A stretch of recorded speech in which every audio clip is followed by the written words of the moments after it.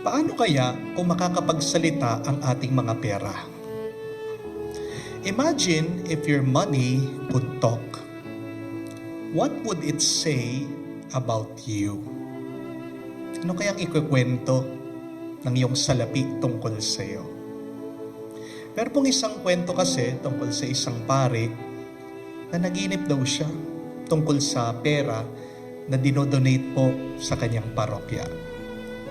Dinala daw ng mga anghel ang mga pera sa langit at bago daw po papasukin ang mga ito, tinatanong sila ng mga anghel kung saan daw nanggaling ang mga pera at kung bakit sila karapat-dapat na makapasok sa langit.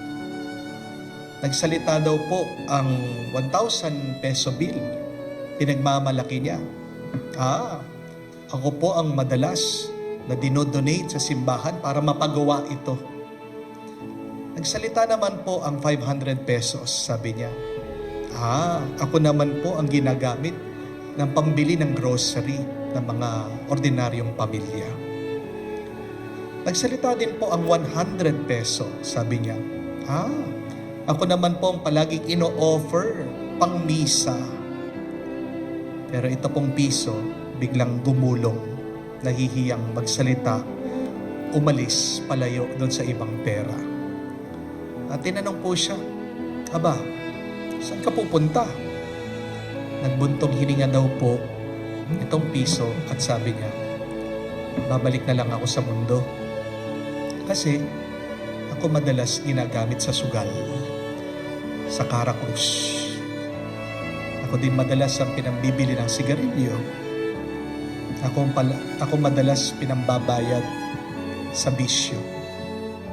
At kung ako man ay i-offer, ihuhulog sa buslo. Yung nagbibigay, nagrereklamo pa. Kayo po mga kapatid, kung makakapagsalita ang pera niyo, ano kayang sasabihin niya tungkol sa inyo? Because remember, where our money is spent shows where your heart truly lives. Sa mo ginagastos ang pera mo, nandoon ang iyong puso. Kaya mag-ingat po kayo pagdating sa usapan ng pera. Understand that greed shrinks the soul. Sa Ebanghelyo, narinig natin ang isang taong mayaman nagpapatulong kay Jesus. Hiniling niya sa Panginoon na kausapin ang kanyang kapatid para hatian siya ng mana. The man was not asking for wisdom. He was asking for more. Jesus replied with a story about the rich man who built bigger barns. Kung titignan niyo po yung kwento ng ating Panginoong Jesucristo, pinapakita niya sa atin dito na yung mayamang tao ay hindi naman talaga masama. Bulag lang siya.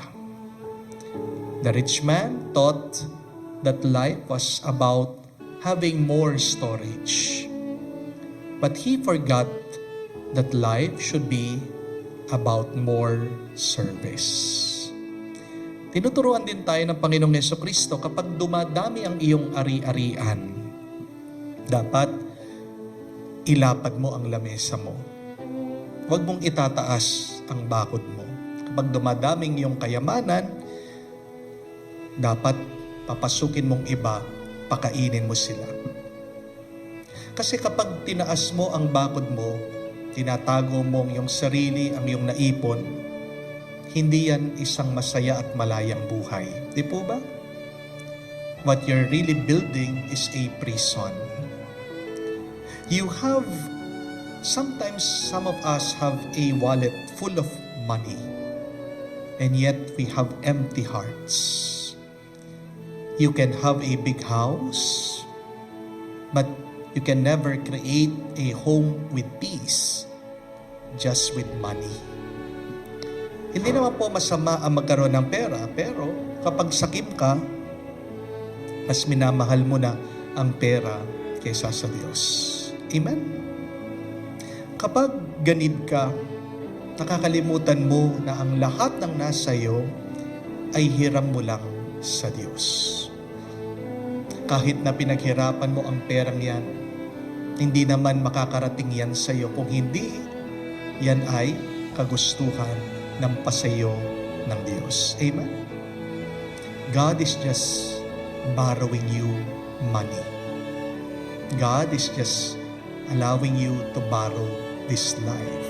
Hiram lang sa Diyos ang lahat ng nasa atin. Kaya, bakit mo itatago?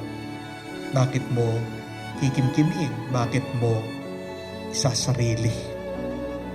My dear friends, be rich in the matters of God. The gospel ends with this line, so it is with the one who stores up treasure for himself, but is not rich in the matters of God.